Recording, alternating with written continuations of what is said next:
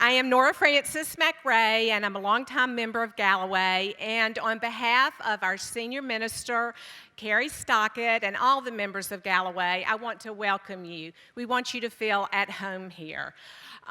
Galloway is not only a faith community, it is a place that's unafraid of the intellectual demands of faith. We embrace the arts wherever possible, especially in our music and drama programs, and we are absolutely thrilled to be a part of the Mississippi Book Festival, celebrating this great literary tradition in Mississippi. What you really probably want to know about Galloway is that the ladies' room is over here, by this door by the the organ, and the men's room is over here on the left. We do ask you to respect that this is a worship space, so refrain from eating and drinking in here. Keep those bottles. No smoking, Jon Meacham. We also want you to know that we would love to have you join us for worship here in this very sanctuary at 8:30 or 11 a.m. Or follow us on WAPT live streaming. It is now my great pleasure to turn the program over to my good friend Jon Meacham, who we all know to be a wonderful, insightful, reasoned voice in the political discourse today. And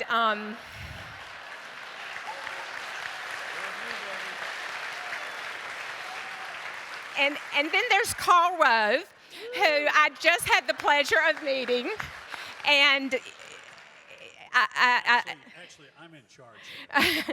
But what we do know about Karl Rove is that he's been a political advisor to many very successful politicians because he's really, really good at strategery.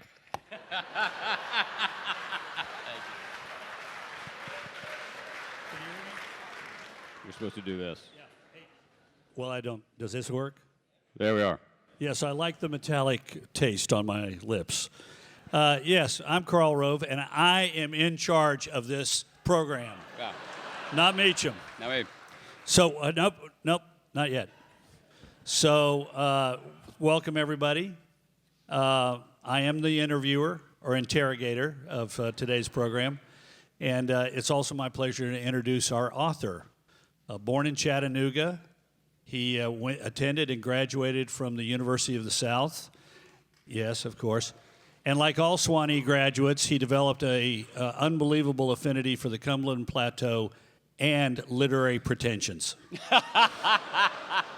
So he went off to New York, where, among other things, he was the executive editor and executive vice president of Random House, and then the editor-in-chief of Newsweek, where one of his most important decisions was to hire me as a columnist.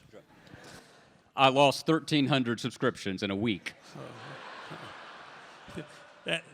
That's called, I moderated and slowed the decline of Newsweek there by only 1,300. He also scribbles a lot, and he won the Pulitzer for a brilliant book, American Lion, Andrew Jackson in the White House. One of my favorites was Franklin and Winston, about a consequential relationship in the middle part of the near mid part of the 20th century. Thomas Jefferson, Art of Power. Destiny and Power. That power seems to be a big thing in your titles. You too, baby. Yeah, exactly. The American Odyssey of George H.W. Bush. He is now hangs his hat as a distinguished visiting professor at Vanderbilt. I would remind you that the record of Vanderbilt versus Ole Miss is 39 wins, 2 ties, and 51 losses.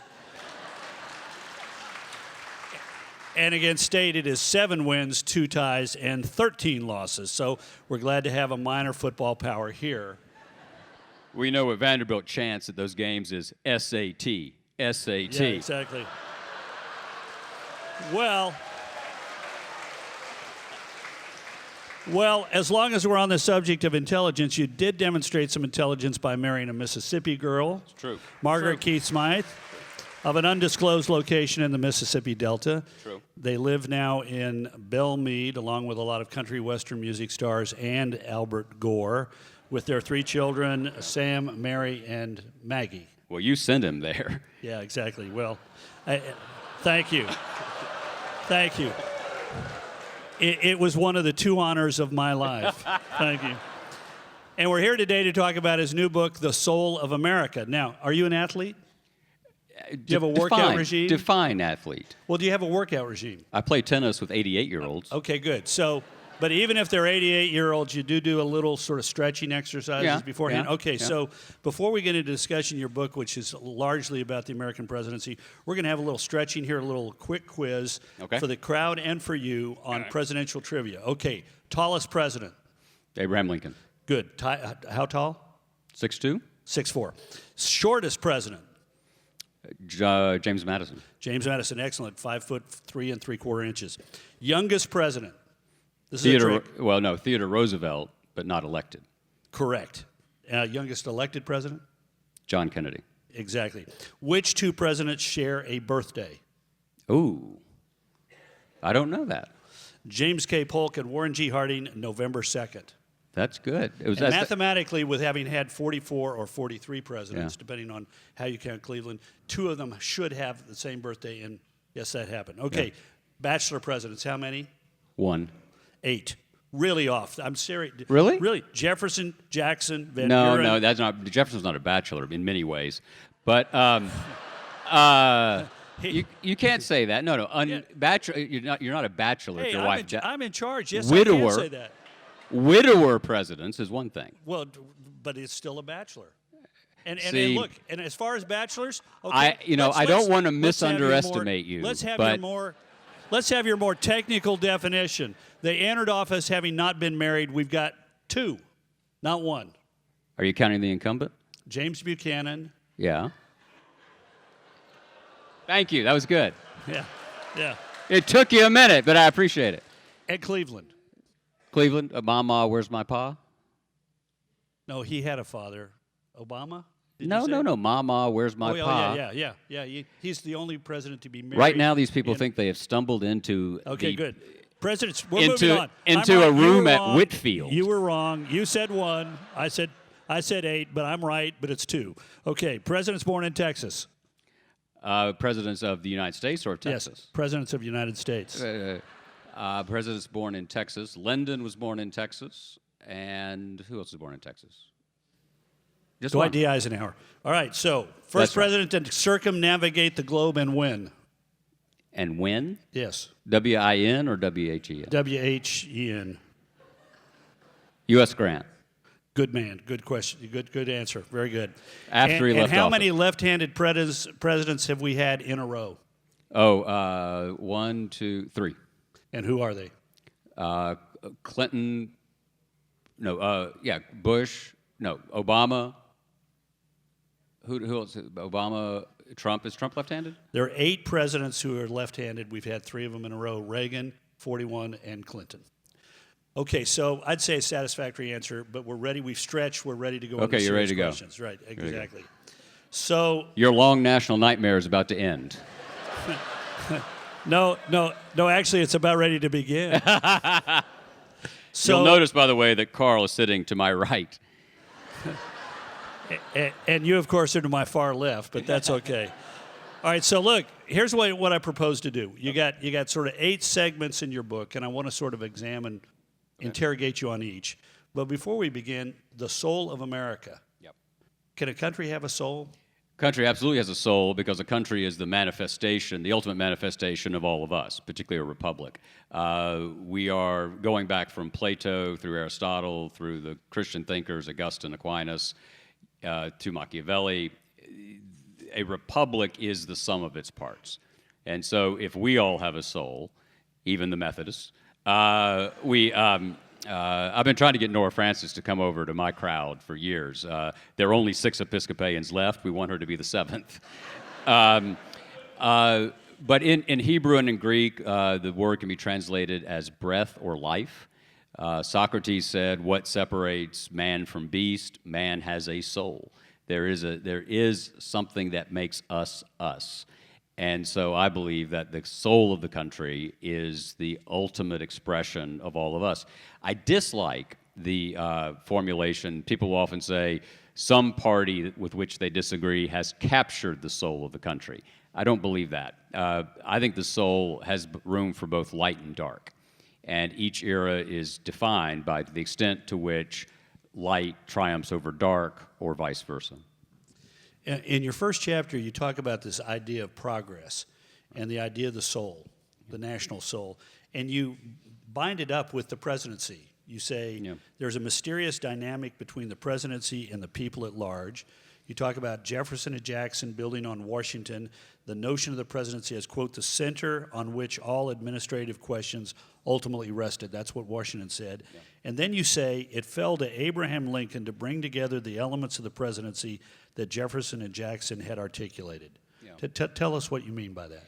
Well, Jefferson, despite being a Jeffersonian, Jefferson, like a lot of presidents, was against executive power until he had it. And then at that point, he was all for it. He said rather brilliantly that the presidency is the one point in the national life that can direct the confidence of the whole people. Article 1, Congress cannot do it. Article 3, the courts can't do it, but the presidency can. Jackson asserted that he was the only directly elected representative of the American people, drove John C. Calhoun and Henry Clay crazy. Remember Andrew Jackson once said that his only two regrets in public life were that he had not shot Clay, who was the Speaker of the House, and hung Calhoun, who was his own vice president. We now know that no one felt that way about their running mate until John McCain. But anyway, the cheap shot. Yeah, but it was much later. She wasn't his running mate when he came to that opinion. It's like taking candy from children. Candy tastes good, so take it. And so Jackson had this vision of himself as the old hero who could represent the people, the many, against the forces of the few. He saw the bank as a congressional axis of corruption. And what Lincoln had to do, as the Union's falling apart in the secession winter of 60-61, is he had to find a way to preserve a Union that was not yet 100 years old, if you really date it from 1789. And what he did was he did it with a combination of remarkable Republican, lowercase r, rhetoric about the fact that we were the last best hope, with incredible, you know this, incredible political instincts about how to get through a given moment. Go read Lincoln's first inaugural. He says to the South, "You have nothing to fear from me. Slavery can remain where it is. I'm just not going to allow it to expand." He was willing to do everything he could to preserve the Union because, like Jackson, he believed that we were one great family and that we could, in fact, deal with our problems under the same roof, however ferocious those problems were. If you think about it, Jackson's great crisis was 1832-33. South Carolina, as ever, was causing problems. And they were trying to nullify federal laws. And if we had broken apart in 32-33, I think we would look a lot more like Latin or Central America today. We now think of our manifest destiny as from the Atlantic to the Pacific. You know, we're so accustomed to that being the geographic story of the country. But a Southern Confederacy and a Northern Confederacy, that doesn't mean there wouldn't have then been a Western Confederacy. New England had started the secession talk. They had tried to secede during the War of 1812. So I think you would have had 3, 4, 5 countries here, which would have invited European adventurism, and it would have made it very difficult in the fullness of time for us to project the kind of power across the oceans to the old world to defeat the dictatorships and the tyranny of the middle of the 20th century. Yeah. So what I hear you saying is Jefferson finds executive power useful. Yep. Jackson builds on it and becomes a representative of the people, and Lincoln uses it to save the Union. But at the beginning, he's temporizing on slavery. What causes him to change? By the end of the war, he is full throat committed to freeing the slaves and extinguishing slavery within. Military necessity. It was not, and Lincoln people don't love this, but there were the developments of the course of the war were the Union needed African-American freed slaves, escaped slaves to fight. They needed to, it would be as though to not use in a handcuff sense, in a disruptive sense, for the Union armies not to use the enslaved population was to handcuff yourself, to foreclose the possibility of creating chaos behind the lines, of helping the Union military cause. And so the politics of the moment began to shift, and Tatum helped enormously. That victory enabled him to do it politically. He issued 2 Emancipation Proclamations. They are both unquotable. You never hear a quotation from the Emancipation Proclamations because they're basically military documents. It's that I'm freeing these slaves. By the way, he only freed the slaves where? In the seceded states, not in the border states. He wasn't going to drive the border states into the Confederacy at a critical moment in the war. He was an intensely pragmatic politician. He wasn't thinking about that monument on the mall. He was, and Karl appreciates this, he's been in the arena, he was trying to forge workable solutions to problems in real time with an ultimate goal of saving the Union. But if he was going to have to only do a half step instead of a full step, he was perfectly willing to do the half step. Yeah. One of the great comments I think he makes during the time is public opinion is all. Yeah. And talk about a guy in an era before polling who was trying to figure out where the American people are, what the elasticity is in the American politic, and how far he can push things. He's the guy. Well, imagine, I mean, we forget this because in the march of time, the way we compress history, it seems as though, there's William Lloyd Garrison, there's Nat Turner's Rebellion, there's Lincoln the Emancipator, and then suddenly we're in Reconstruction. There were 5, 6, 7 different elements of anti-slavery opinion. Until the late 1850s, the most forward-leaning position, the NPR tote bag carrying lefty position in our terms, was colonization. Send the slaves back to Africa, which had its own problems because guess what? Many of them had not been born in Africa. One of the key elements of the 13th, 14th, 15th Amendments was establishing birthright citizenship for the formerly enslaved. And so really into the late 1850s, the idea of a multiracial, integrated, ethnically, racially diverse society was not top of mind by any means. Yeah. I want to return to that in just a second when we move to the second chapter, but you quote Woodrow Wilson in this progress of the growth of centralized power in the presidency and the emergence of the presidency as the tribune, if you will, the spokesman for the people.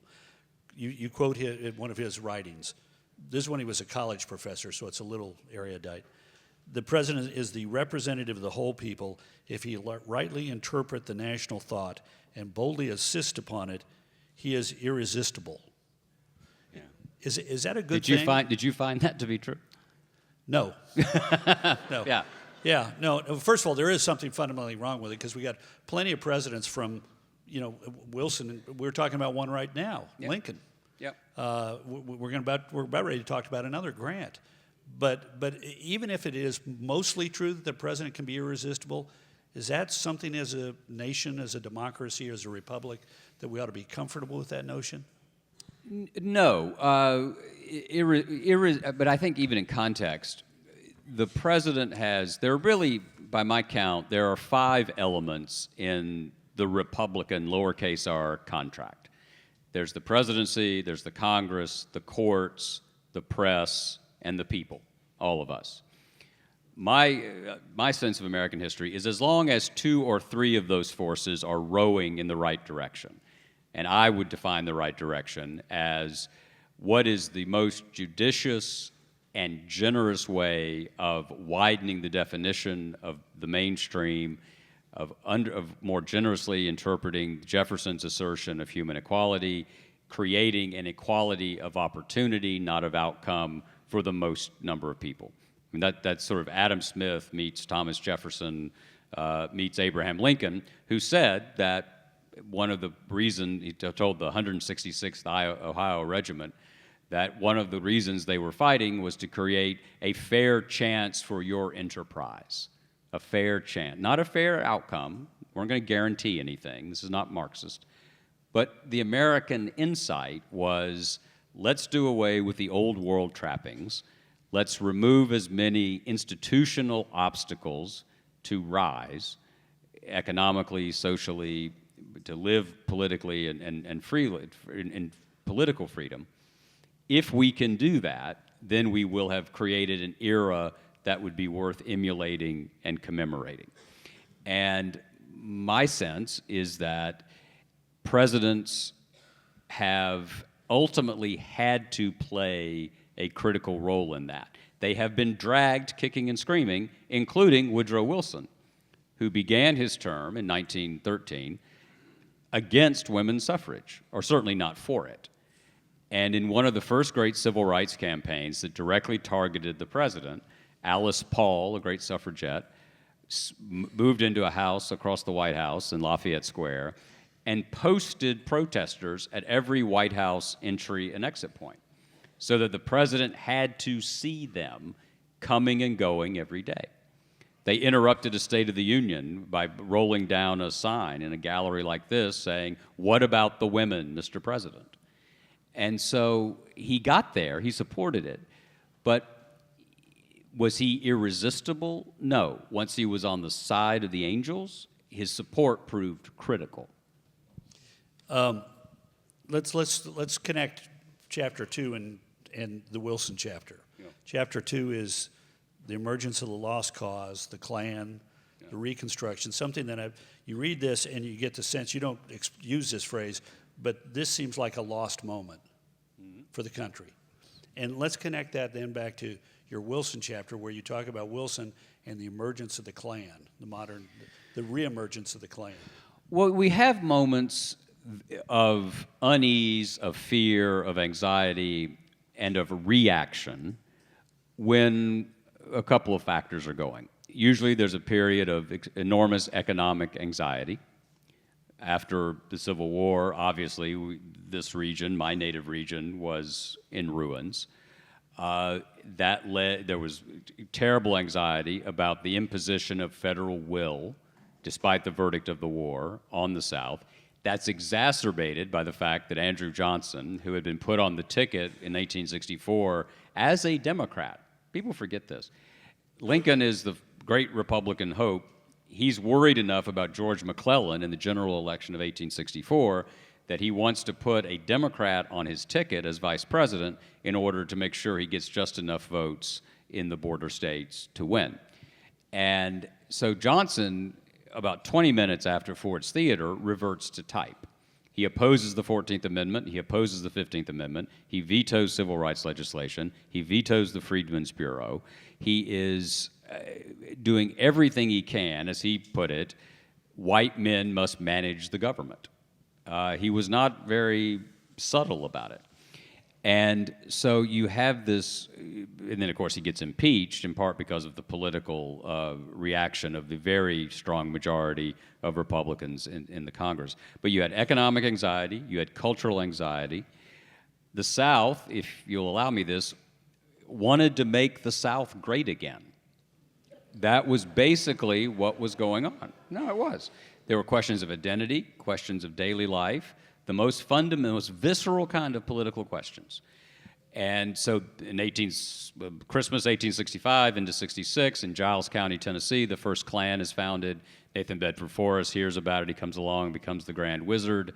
A man named Edward Alfred Pollard, who was a Richmond journalist, writes a book called The Lost Cause, A New History of the War of the Confederacy. What does he mean new? There was no old history. But it's basically a political document laying out an argument that we've lost the war over slavery, so we must begin to fight a war of ideas. And that idea is we will fight against central authority. And that was the real beginning of the Lost Cause. And it ebbed and flowed through the years. 1890s it went up, 1920s it went up, in part because those were also periods of economic anxiety. The second Klan you're talking about begins in 1915 after the release of Griffin's Birth of a Nation. A PR man from Atlanta named Simmons refounds the Klan on Stone Mountain the Saturday after Thanksgiving in 1915. He builds it up to an organization of 3 to 5 million Americans from 1915 to about 1928. 50,000 Klansmen without masks marched down Pennsylvania Avenue in 1925. The 1924 Democratic National Convention, there were 347 Klan delegates. They drove the balloting to 103 ballots because they would not support Al Smith, an Irish Catholic, the governor of New York, to be the presidential nominee. Because the second Klan in particular was reacting to what? A flow of immigrants from the Old World, many of them Roman Catholic, and you were seeing the last bits of an agrarian to a industrialized society, that anxiety, the introduction of a new kind of media, the radio.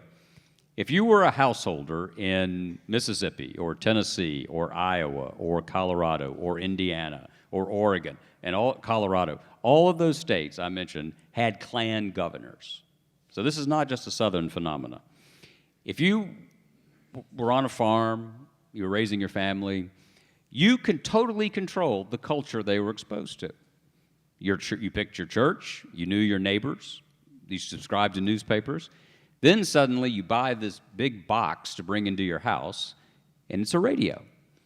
And you start to hear about these places like New York and Tin Pan Alley and Hollywood. And these unseen people are changing the way your kids begin to see the world. You have a reaction against that. And so the Klan, the second Klan, offered a means by which people could give manifestation to those anxieties. You touched on an interesting point. I'm glad you brought it up. Think about that. The governor of Colorado, whose name was Walker Stapleton, whose great-grandson is running for governor this year as a Republican in Colorado, he was a Klan Democrat governor of the state. And Indiana and Oregon had Klan infestations and Klan governors. So we sometimes think of this issue of race after the Civil War as North versus South. You know, look, in 1867, there was a measure on the ballot in Ohio to guarantee black voting rights in state elections, and it is defeated. This is after the passage of the 14th Amendment. And yet we think about this as being sort of a, south of the Mason-Dixon line, but the emergence of the first Klan may be largely Southern, but the second emergence of the Klan in 1915 to 28 is a national phenomenon. And you point out the Klan is in decline, but along comes an interesting presidential hero in your little drama. Harding and Coolidge. And you don't often hear me say, Harding and Coolidge did the right thing. Not a sentence you've said recently, is it? The great Coolidge story, the taciturn Coolidge. A woman walked up to him at a White House reception and said, I have a bet with my husband that I can make you say 3 words. And he said, you lose. And the other, to go to your national point quickly, the 2 things helped break the Klan. The press helped break it. Harding and Coolidge did. I'll talk to him about it in 1 second. But the Supreme Court did the right thing. In 2 major cases, one out of Oregon. The Oregon legislature, dominated by Klansmen, passed a law requiring that all school-age children, this is 1923, all school-age children must attend public schools. Now, what do you think that was about? Doing away with parochial schools. They wanted to get the kids away from the nuns. They wanted to break the Catholics. They worried that there was this, this is kind of like Sharia law on Fox right now, right? This was this idea that, there's going to be this Catholic incubus in America, and they're going to train up in these academies, and they're going to come out, and they're going to get us. And it was a case called the Sisters of Mercy. And the Supreme Court threw it out, saying that you can't violate the First Amendment, freedom of expression. You can't just order people to go to school like that. The other case was in New York, where because there was enough violence, the New York State Legislature had ruled that the Klan had to publish lists of its members.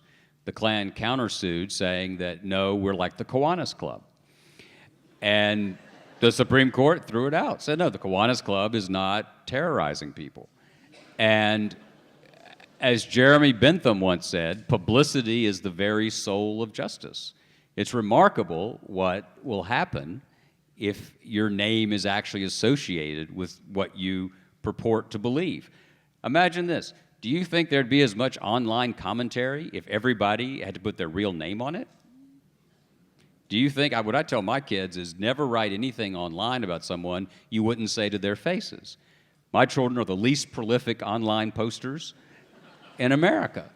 So, but what Harding and Coolidge did is they were subtle about it. They didn't want to use the Klan name, but they gave several speeches, a number of speeches, that talked about how it was not American to target people based on the place of origin, that we were a country based on an idea, that you assent to an American idea of fair play, of equality, not that we're perfect, not that, you throw open the gates to everything, to everyone and all that, but ultimately the country was founded on an idea, not an ethnicity or religion. I want to move to Chapter 5, Crisis of the Old Order. Here's where you see Franklin Roosevelt emerge. You got three big things in here. I want to deal with one of them, probably the least interesting, but I found it fascinating. You got the Great Depression. You got Huey Long. And you have this, I actually had read this book years and years ago, and I'd forgotten it. Some people remember Sinclair Lewis, a very somber book, It Can't Happen Here, which is about the rise of a demagogue inside the United States. But there is a Nathaniel West book called A Cool Million, which features the return to power of a former president, the best named former president I've ever heard, Shag Polk Whipple. And it's actually a fun, it's an alarming book, I guess, in the time, but looking back, it's sort of fun. And you have the best Huey Long quote. He turns to one of his aides and says, "Things are awfully quiet around here. What have you got in your files that we can liven them up with?" Right. But I want to focus on the coming of World War II, because this is so well done. I hate to say this to you. So well done in your book how you set it up. But take us through. Here is a country that is deeply isolationist, that is still scarred by the wounds of 1918. And while we had been involved in a great enterprise to save the world once, we didn't want to do it again. And the country is against it. The president has fed this, frankly, through much of the 30s by not confronting isolationism in a way that, say, Winston Churchill did during his wilderness years. In fact, he tries to ignore it. But he can't ignore it, and he knows that he can't ignore it. And along comes the evening of September 1st, 1939. Yeah. Take us forward. Roosevelt's in bed upstairs in the White House, and the phone rings about 3 a.m., and it's Bill Bullitt, the ambassador to France, I think, who calls and announces that Hitler has invaded Poland. And FDR says, "Well, Bill, it's come at last. God help us all." And he knew it was coming at last. Roosevelt was like Churchill, had an extraordinary sense of history. Both men heard the music of history in their heads, as they would coming from their families. Both Churchill as the son and grandson and great-grandson of great men, and Roosevelt because of TR. And remember, the Roosevelt who took that phone call and who was compelled in a meeting with congressmen at one point to say that the front line of American liberty is now on the Rhine, not on the Potomac. And these Texas congressmen, John Nance Garner said, that may be true, Captain, but you haven't got the votes. That was sort of the prevailing attitude. But FDR had this sense that he had done the seemingly impossible before, twice in his life. Once, this week, actually, August 21st, 1921, he went to a Boy Scout camp on his way to Campobello off Nova Scotia, picked up the polio virus, And he was the most dazzling Democratic politician of his time. He had just come off running for vice president at the age of 38. He was seen as the nominee for the next time, had the whole world in front of him. And he wakes up one morning a few weeks later and he can't walk. And as Churchill later said, not one man in 1,000 could have gotten back up out of bed. Not one man in 10 million could have risen to the top of the hurly-burly of the life of the Republic, winning elections so many times. So he knew in his own life that you could overcome paralysis. Then he comes into power in March of 1933, and the line we all remember from the inaugural address, right, is the only thing we have to fear is fear itself. The line that got the biggest cheer that day at the Capitol, and it chilled Eleanor Roosevelt, she wrote, was when he said, "The present crisis is of such depth that I may require wartime executive powers." And they roared, the crowd roared. And what Eleanor said was they were ready for a dictator. And why wouldn't you think that? Think what was happening in Germany. Think what was happening in Italy. Think what had happened in Moscow. There was a live question in the early 1930s about whether capitalistic democracy would survive the decade. And so the night of the inauguration, March 4th, 1933, Rex Tugwell, who was an early Karl Rove, brain truster for FDR, comes in and says rather pretentiously, he says, "Mr. President, if you succeed in saving the country, you will go down as our greatest president. But if you fail, you will go down as one of our worst." And FDR looked at him and said, "If I fail, I'll go down as our last." It was an existential moment. So he got us through that by hook and by crook through the New Deal. So as the threat from Germany, as the threat from Italy, Japan was a little less evident at that point, emerges, he has to do what, and you lived this, character is destiny in politics, I believe, and in the life of the country itself. FDR once said, "I am a juggler. I never let my left hand know what my right hand is doing." And that was certainly true in his marriage. But what he was able to do was he could go out and say on the campaign trail in October of 1940 with Wendell Willkie listening on the radio, "Your boys will not be sent to die in any foreign wars." And Willkie turned off the radio and said, "That son of a bitch, that's going to beat me." FDR had no more intention than a bat of keeping that promise. He was trying to win ultimate power in order to use that power to an ultimate good. Yeah, and he's in the midst of, he gets Lend-Lease by a fraud, by deception. Yeah. And he gets the draft, remember this, we get the draft by one vote. And without either of those measures, we could not have been in a place to win World War II in the time that we did, if at all. One vote, and it was about 2 weeks after, it was September 11th, I think, was that vote. And he had just come back from Newfoundland, from the Seaboard Summit with Churchill, wonderful scene. And since we're at Galloway, I'll mention some Episcopal hymns. This is diversity, interfaith work. Churchill was Churchill was always trying to seduce Roosevelt. In fact, he later said, "No lover ever studied the whims of his mistress as I did those of Franklin Roosevelt." And he was trying to find a way in August of 1941, with this vote that Karl mentions on the Selective Service was pending, to get to Roosevelt's heart about how can he get him more involved with the war in Britain. And he picked, they had a church parade, as it was called, aboard the HMS Prince of Wales, a ship later sunk in the Pacific.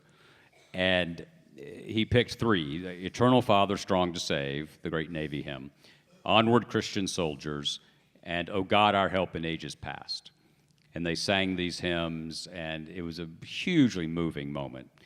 And as Roosevelt's going back on the launch to his warship, he turned to his son, Elliot, and said, "Onward, Christian soldiers.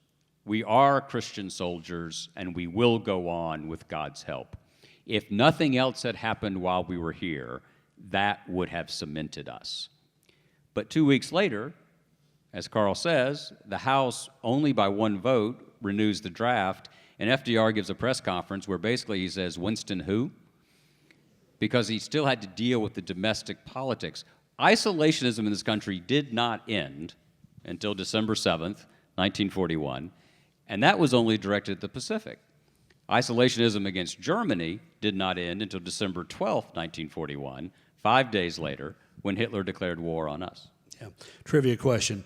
What American president played a prominent role in the leading isolationist group, America First? Herbert Hoover. I got a better one for you. A young Yale law student named Gerald R. Ford. And Kennedy gave money. And Kennedy gave money, that's right. But, Yeah. but Ford actually was one of Welcome the back to organizers. Whitfield. Yeah. I have no idea what that means. It's a mental hospital. So look, I'm going to jump over. It's like the green room at Jeopardy. Yeah, okay. Da, da, da, da, da, da. 5-point toss-up question, University of South. I'm going to jump over your chapter on the 50s with Eisenhower, and I'm going to jump over the chapter about Lyndon Johnson, though it is superb, and you have a quintessential Lady Bird quote.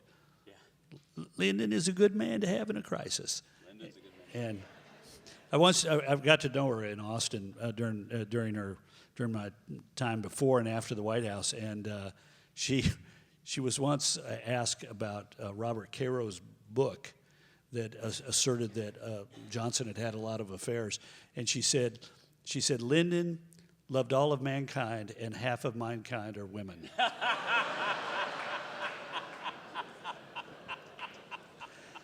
I want to go to the end. I want to go to your last, to your sort of your final chapter, where you talk about the duty of an American citizen, and I want to talk about two things there. I want you to share your sort of sense of what those duties are, but I also want to deal with the question of you say in there that America's history, quote, is more often tragic than not, and it's full of broken hearts and broken promises, disappointed hopes, and dreams delayed.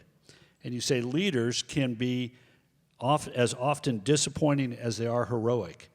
And yet, and I read this book, and I read this final chapter, and I read these words, and yet I walk away, particularly from the last chapter, with a sense of optimism, enormous optimism about the country.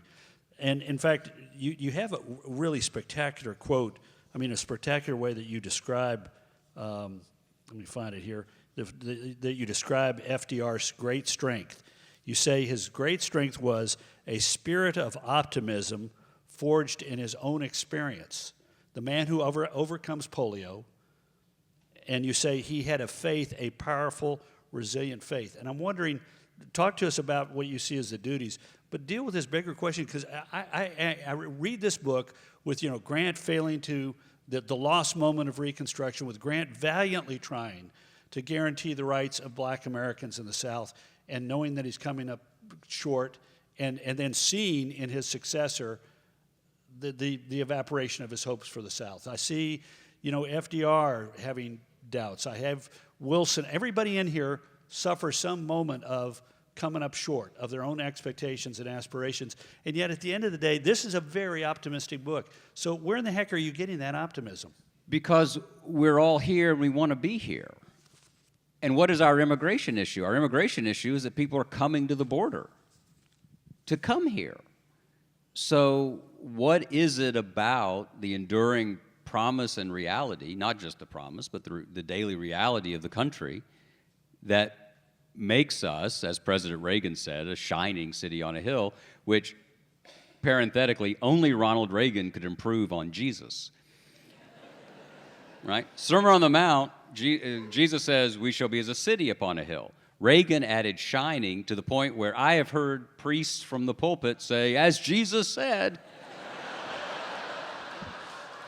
The dangerous imposition of politics into religion. But I bet you haven't heard that in an Episcopal church. No. I won't name him, but I'll tell you in a second. And I once, I was very lucky. I never met President Reagan, which was one of my great disappointments in my life. But I did get to know Mrs. Reagan a little bit. And so I used to go out and occasionally have lunch with her. She's the only woman I've ever known who ordered a third of a salad for lunch. And like would move it around, And the damnedest thing, was. Sorry. I'm paying for this microphone, Mr. Green. Yeah, the guy's name was actually Breen. I but know, isn't that's- that great? yeah, It's yeah. another great Reagan thing. Sorry, Whitfield. So we, she always knew more gossip than I did, which really annoyed me because I lived in Washington, lived in New York, and she's like, "Well, I hear Obama." It's like, I didn't know that. But at one point, I told her the story. I said, Mrs. Reagan, I just heard a very prominent minister talk about how Jesus said, "Shining city on a hill," but that President Reagan said that. He improved on Jesus. And she looked at me with those big eyes and simply said, "Well, yes, that's the kind of thing Ronnie would do." May we all be loved someday, as Nancy Davis loved Ronald Reagan. But all right, so what is it? What makes me optimistic is that this is a 51% country, right? Because we live in a fallen world.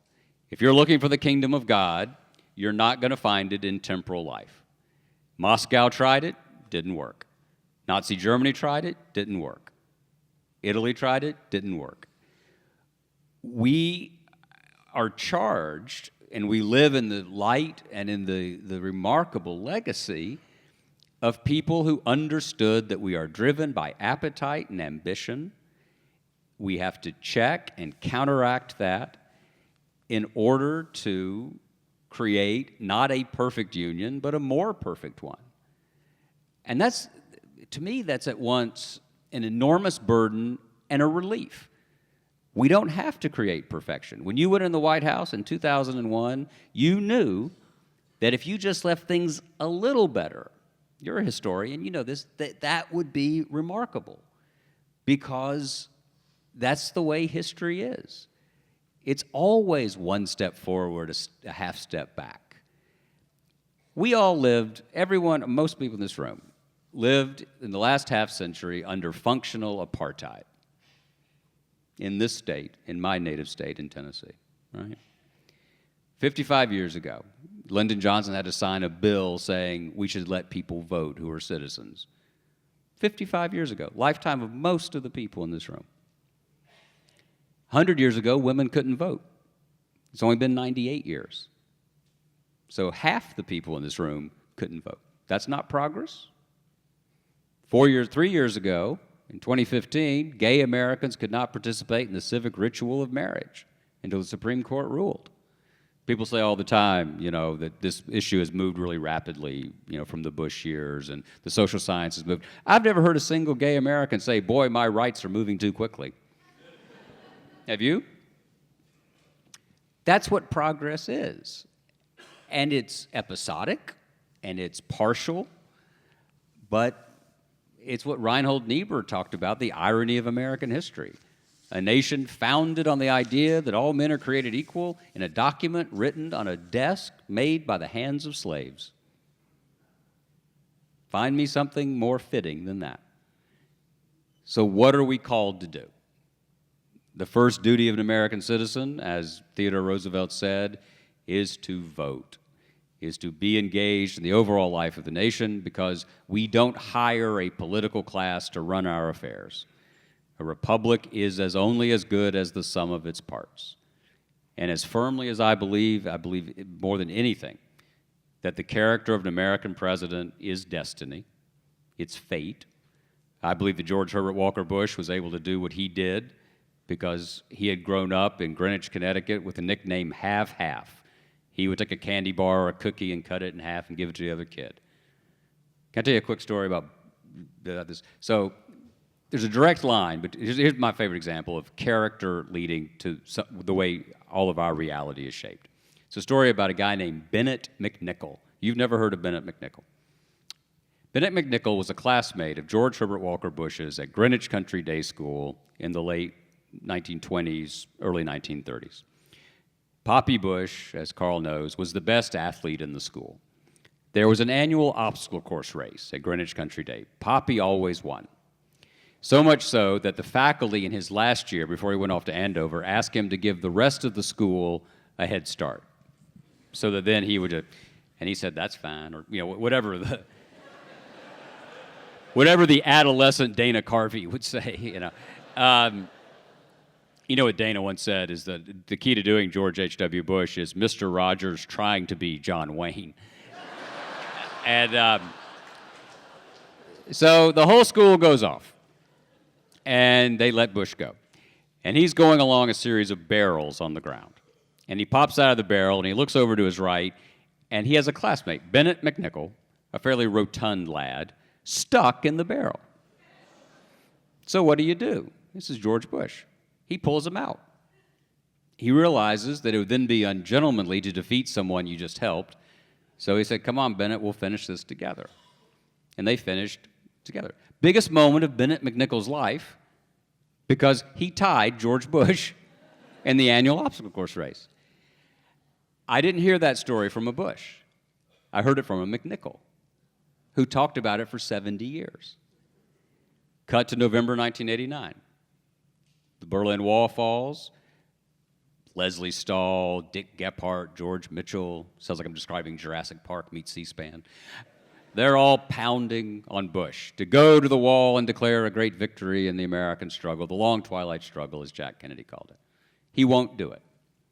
It's not that he didn't understand history. September 2nd, 1944, he was shot down out of the sky. He was 20 years old. First time he wrote a Gold Star letter was when he was 20 to the mother of someone who died. He understood war. He understood all of this. He was thinking about somebody who was stuck in a barrel. He was thinking about Mikhail Gorbachev. Because if he showed up and made it difficult for Gorbachev, Gorbachev had a hardcore right wing that did not want to see Russian greatness go away, did not want to see Soviet greatness go away. And if you doubt me, if you think I'm overstating this, I refer you to a young KGB officer named Vladimir Putin, who was part of that right wing. So what does he do? He realizes that Gorbachev needs to get pulled out of the barrel. George Bush is the only man I know who could win a nuclear standoff and his approval ratings would stay flat. But they did because he was thinking about the other guy. Absolutely critical moment. Jim Baker didn't lay that argument out to me. George Bush didn't lay that argument out to me. Brent Scowcroft didn't.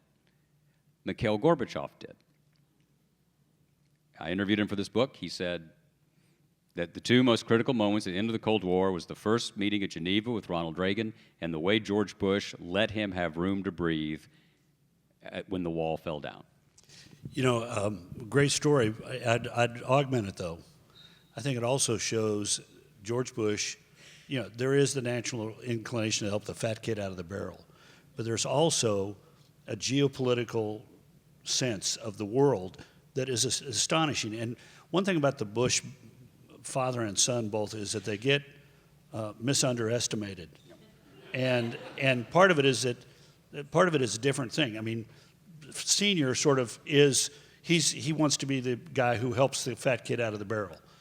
But talk about a guy who was thinking over the long arc of American history and over the long arc of what was best for the world and best for his country. And the same with the son, who likes to play, you know, sort of, he's okay being the good old boy from Midland, and people forget he's the Yale history major and Harvard MBA. But there is something to, and you make this point particularly in your Jefferson book, the better presidents tend to be people who think beyond the 4 years and act beyond